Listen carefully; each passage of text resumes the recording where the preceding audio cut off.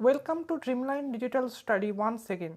দেখো, আজকে আমরা এসএকিউ নিয়ে ডিল করব। আগের দিন আমরা 30টার মতো এমসিকিউ করিয়েছি।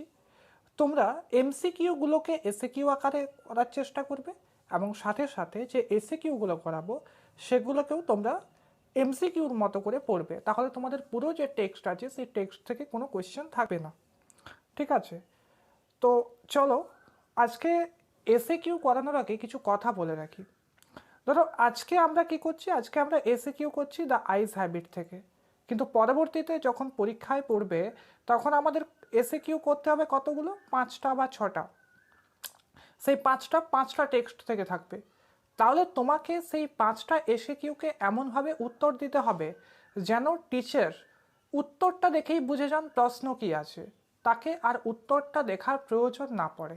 ঠিক আছে, মানে প্রত্যেকের থেকে তুমি একটু এক্সট্রা অর্ডিনারি অ্যান্সার লিখো, তাহলে সেটা কি হবে, টিচারের অ্যাট্রাকশনকে মানে ক্রিয়েট করবে আর কি, অ্যাটেনশন ড্র করবে তোমার অ্যান্সারের উপর। চলো দেখা যাক, শুরু করছি আজকের ক্লাসের প্রথম question. Then a girl got in, where the girl got in. তারপর একটা মেয়ে ভিতরে এলো বা উঠে এলো, where the girl got in, মেয়েটা কোথায় উঠেছিল। কোথায় না, in the story the eyes have it, eyes have it গল্পে দ্য গার্ল কো প্যাসেঞ্জার অর্থাৎ মহিলা সহযাত্রীটি got into the train at Rohana, কোথায় ট্রেনে উঠেছিল না, রোহানাতে ট্রেনে উঠেছিল। দেখো আমি এখানে বোঝার সুবিধার্থে রোহানাটাকে একটু এক্সট্রা ডার্ক করেছি। দেখো রোহানাকে এক্সট্রা ডার্ক করেছি। আবার পড়ো, in the story the eyes have it the girl co passenger got into the train at Rohana. যেরকম প্রশ্ন সেরকম উত্তর। ঠিক আছে, এক্সট্রা কিছু লেখার কোনো জায়গা নেই। পরবর্তী 2 নম্বর প্রশ্নতে চলে যাই। They seemed very anxious about her comfort. পুরো লাইনটা আমি বললাম। দে সিমড ভ্যারি অ্যাংজিয়াস এখানে তুলে দেওয়া আছে। Who were anxious, why they were anxious. কারা অ্যাংজিয়াস, অ্যাংজিয়াস মানে আমি আগের দিন জানিয়েছিলাম তোমাদেরকে যে অ্যাংজিয়াস মানে হচ্ছে উদ্বিগ্ন। তাহলে হু ওয়ার অ্যাংজিয়াস, কে চিন্তিত ছিল আর কেন চিন্তিত ছিল, তাই তো, কে চিন্তিত ছিল এবং কেন চিন্তিত ছিল। দেখো কি লিখেছি answer. In the story the eyes have it, eyes have it নামক গল্পে দ্য প্রবেবল প্যারেন্টস, আমি দেখো প্রবেবল প্যারেন্টস মানে হচ্ছে সম্ভাব্য বাবা মা, অ্যাকর্ডিং টু দ্য টেক্সট, ওখানে কনফার্ম করা নেই যে তারা সত্যিই বাবা মা ছিলেন কিনা। Of the girl co passenger অর্থাৎ মহিলা সহযাত্রী সম্ভাব্য বাবা মা were anxious about the girl's comfort, মেয়েটার কমফোর্টকে নিয়ে অর্থাৎ আরামকে নিয়ে চিন্তিত ছিল।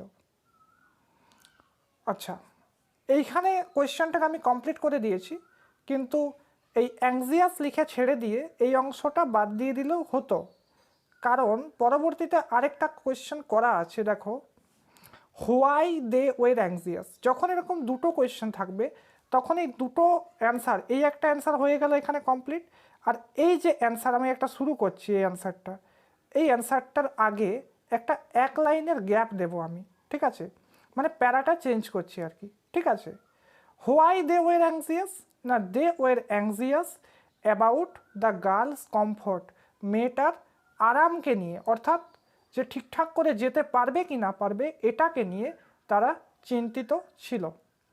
Next question 3 number.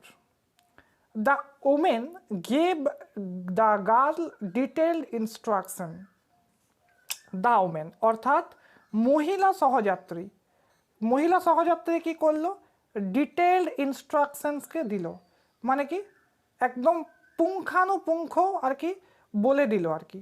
কী বললো, what instruction did she give to the girl, কি ইনস্ট্রাকশন সে মেয়েটিকে দিল, অর্থাৎ ওই মহিলা যাত্রীর মা তাকে কি কি বলেছিল, কি কি বলেছিল। দেখো আবার সেম লিখেছি, in the story the eyes have it, eyes have it নামক গল্পে দ্য ওমেন অর্থাৎ মহিলাটি, ব্রেকেটে লিখে দিয়েছে দেখো গার্লস প্রবেবল মাদার, মেয়েটির সম্ভাব্য মা, ইনস্ট্রাক্টেড দ্য গার্ল, মেয়েটিকে ইনস্ট্রাকশন দিল।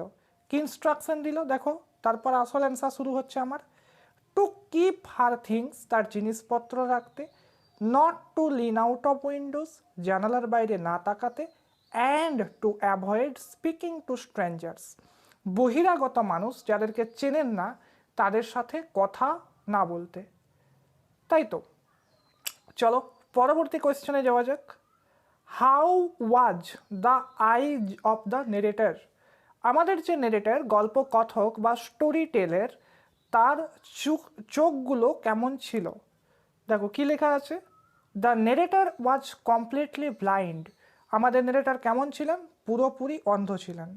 এই যে এক্সট্রা ডার্ক যে জায়গাগুলো করা আছে, জানবে এইটাই হচ্ছে টু দি পয়েন্ট অ্যান্সার, এটাকে ফুল সেন্টেন্স করা হচ্ছে, বাকি অংশটা জুড়ে পর। দেখো how was the eyes of the narrator, how was the eyes of the narrator, এখান থেকে যদি এমসিকিউ আসে যে দ্য নেরেটার্স আইজ, তারপর চারটা অপশান দিয়ে দিল, কি হবে অ্যান্সার হবে কমপ্লিটলি ব্লাইন্ড, এই জন্য এক্সট্রা ডার্কগুলো করা আছে।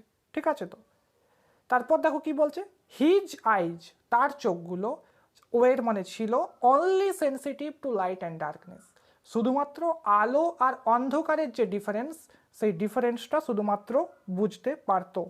চলো তারপরে, I knew she wore slipper, how he knows, বলছে আমি জানতাম যে সে স্লিপার পরেছিল। হাউ হি নোজ, কীভাবে সে জেনেছিল। আচ্ছা তার আগে একটু ক্লিয়ার করে নিই, যেটা কে জানতো, কে জানতো না নেরেটার জানতো। নেরেটার কি জানতো, যে সি ওর স্লিপার, এখানে সি বলতে কার কথা বলা হয়েছে, এখানে সি বলতে ওই গার্লের কথা বলা হয়েছে। গার্ল কি পরেছিল, স্লিপার পরেছিল, সেটা কে জানতো, নেরেটার জানতো। ঠিক আছে, কিভাবে জেনেছিল দেখো, in the story the eyes have it the narrator came to know from the sound of his girl co passenger slipper that was slapped against her heel, মানে ওই গার্ল কো প্যাসেঞ্জারের গোড়ালির সাথে জুতোটা ধাক্কা লেগে যে সাউন্ডটা ক্রিয়েট করছিল, সেটার থেকে আমাদের নেরেটর জানতে পেরেছিল যে মেয়েটা স্লিপার পরেছিল। পরবর্তী প্রশ্ন 6 number, but I like the sound, which sound the narrator like, কোন সাউন্ডটাকে আমাদের নেরেটর পছন্দ করেছিলেন। কি কি অপশান আছে চলো দেখা যাক, সরি এটা এমসিকিউ নয় এসএকিউ। কোন সাউন্ডটাকে আমাদের নেরেটর পছন্দ করেছিলেন। দেখো ইন দ্য স্টোরি, প্রত্যেকটা প্রশ্নের মতো এটা লিখতে হবে, কারণ ওখানে তো আর এতগুলো ইন্দা এখন মনে হচ্ছে বিরক্ত, কিন্তু পরীক্ষায় যখন তোমার একটা প্রশ্ন পড়বে তখন তোমাকে এটা লিখতেই হবে। In the story the eyes habit, eyes have it নামক গল্পে দ্য নেরেটর লাইকড, নেরেটর পছন্দ করেছিলেন, কোন জিনিসটাকে পছন্দ করেছিলেন না sound of his girl co passengers voice, তার মহিলা সহযাত্রীর গলার আওয়াজ, and even the sound of her sleepers, এমনকি তার জুতোর আওয়াজটাও। আচ্ছা এই ক্ষেত্রে বলে রাখি ভয়েসটা কেমন ছিল না, sparkle of a mountain stream, of a mountain MOUNTAIN stream STREAM, অর্থাৎ পাহাড়ি ঝর্নার মতো আওয়াজ ছিল তার গার্ল কো প্যাসেঞ্জারের ভয়েসটার। পরবর্তী প্রশ্ন 7 number question, I must have been sitting where the narrator was sitting, বলছে আমি বসে থাকবো, এইখান থেকে একটা কোয়েশ্চেন করা আছে যে নেরেটর কোথায় বসেছিলেন। দেখো in the story the eyes have it the narrator was sitting in a dark corner of the train compartment, এখানে RHA হয়ে গেছে, এটা THA হবে, সরি ভুল এডিটের জন্য। ঠিক আছে, কি বলছে না অন্ধকার কোণায় ট্রেন কম্পার্টমেন্টে নেরেটর বসেছিল। আচ্ছা এইখান থেকে যদি কোয়েশ্চেন করে why the narrator was sitting, narrator কেন বসেছিল না, কেন টু হাইড হিজ ব্লাইন্ডনেস, তার অন্ধত্ব লুকোনোর জন্য, from his girl co passenger, তার যে মহিলা সহযাত্রী ছিল তার থেকে অন্ধত্বকে লুকোনোর জন্য, আমাদের নেরেটর কী করেছিলেন, একটা অন্ধকার কোণায় বসেছিলেন। দেখো, my voice startled her, whose voice startled hmm, কার কণ্ঠস্বর কাকে কাঁপিয়ে দিয়েছিল, হোয়াই হিজ ভয়েস স্টার্টেলড, তার ভয়েসটা কেন স্টার্টেলড করেছিল, কাঁপিয়ে দিয়েছিল। দেখো, in the story the eyes have it নামক গল্পে the voice of the narrator startled his girl co passenger, অর্থাৎ নেরেটরের যে কণ্ঠস্বর সেটা তার মহিলা সহযাত্রীকে কাঁপিয়ে দিয়েছিল। কেন? দেখো, পরবর্তী অংশের উত্তর পরবর্তীতে প্যারা চেঞ্জ করে। হিজ ভয়েস স্টার্টেলড, তার কণ্ঠস্বর কাঁপিয়ে দিয়েছিল because the narrator was sat in a dark corner, narrator আমাদের গল্প কথক স্টোরি টেলার একটা অন্ধকার কোণায় বসেছিলেন। His girl co passenger was not aware about the narrator's presence, অর্থাৎ নেরেটার যে সেখানে আছে সেটা তার গার্ল কো প্যাসেঞ্জার জানতো না। পরবর্তীতে দেখো, ইট অফেন হ্যাপেন্স, এটা প্রায়ই হয়। হোয়াট হ্যাপেন্স, কি ঘটে? দেখো, in the story the eyes have it the narrator by this phrase means to say, অর্থাৎ আইজ হ্যাবিট নামক গল্পে আমাদের নেরেটার এই কথাটির দ্বারা বলতে চেয়েছেন, কি বলতে চেয়েছেন? দেখো, পিপল উইথ গুড আইসাইট, ভালো দৃষ্টিশক্তি সম্পন্ন মানুষেরা, neglect what is going in front of them, তাদের সামনে কি ঘটে চলেছে এটাকে খুব বেশি গ্রাহ্য করে না। চলে আসো পরবর্তী question number 10। It should not be too difficult, what should not be too difficult, এটা খুব জটিল হবে না, কোন জিনিসটা জটিল হবে না? দেখো, in the story the eyes have it the narrator tried to prevent his blindness from his girl co passenger, অর্থাৎ আইজ হ্যাবিট গল্পে আমাদের নেরেটর তার অন্ধত্বটা মেয়েটার থেকে লুকোতে চেষ্টা করেছিলেন। It should not be too difficult according to the narrator, নেরেটরের মতে এই অন্ধত্বটা লুকোনো খুব জটিল হবে না। আরেকটা অবলিক দিয়ে অন্যভাবে উত্তরটা লিখেছি, দেখো, টু প্রিভেন্ট হিজ ব্লাইন্ডনেস, তার অন্ধত্বটা লুকানো, from his girl co passenger, অর্থাৎ তার মহিলা সহযাত্রীর থেকে, should not be too difficult, খুব জটিল হবে না। পরবর্তী প্রশ্ন, question number 11 number, what was the destination of the girl বা where the girl will get of.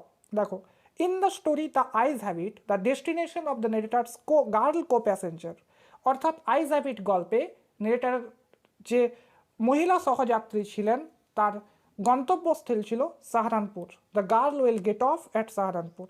পরবর্তী question 12, what was the destination of the narrator. দেখো, আবার in the story the eyes have it the destination of the narrator was Mussoorie via Dehra, অর্থাৎ মুসৌরি যাচ্ছিলাম দেহরা দিয়ে। আগের দিন বলেছিলাম ডেস্টিনেশন মানে হচ্ছে গন্তব্যস্থল। পরবর্তী, হাউ আর আন্টস, আন্টসরা কেমন হন, সরি এখানে ANT হয়ে গেছে, এটা হবে AUNT', আন্টস, ঠিক আছে, মানে কাকিমা জেঠিমা পিসিমা এসব। কি বলছে? আন্টস আর ইউজুয়ালি ফর্মিডেবল ক্রিয়েচার্স, ঠিক আছে। পরবর্তীতে 14 number, I love the hills, who love hills and when, আমি পাহাড় ভালোবাসি, কে পাহাড় ভালোবাসে, কখন ভালোবাসে। দেখো, in the story the eyes have it the girl co passenger loves hills, অর্থাৎ মহিলা সহযাত্রী আমাদের স্টোরি টেলারের পাহাড় ভালোবাসতো, কখন ভালোবাসতো না, অক্টোবর মাসে ভালোবাসতো। This is the best time, মানে কোয়েশ্চেনটা লিখতে ভুলে গেছি যে what is the best time, এখানে কোয়েশ্চেনটা হবে what is the best time, কোন সময়টা সেরা সময়। ওকে, কোন সময়টা সেরা সময় না? দেখো, in the story the eyes habit according to the narrator, eyes have it গল্পে আমাদের গল্প কথকের মতে October is the best time to visit Mussoorie, অর্থাৎ মুসৌরি ভ্রমণ করার জন্য অক্টোবর হচ্ছে সেরা সময়। থ্যাংক ইউ, ভিডিও দেখতে থাকো, শেয়ার সাবস্ক্রাইব করো, ঠিক আছে, ভিডিও লাইক করো আর কমেন্টে জানিও আমরা আমাদের ভিডিওকে আরও কীভাবে ইমপ্রুভ করতে পারি। থ্যাংক ইউ, আজকের ক্লাসে অবধি, দেখা হচ্ছে পরবর্তী।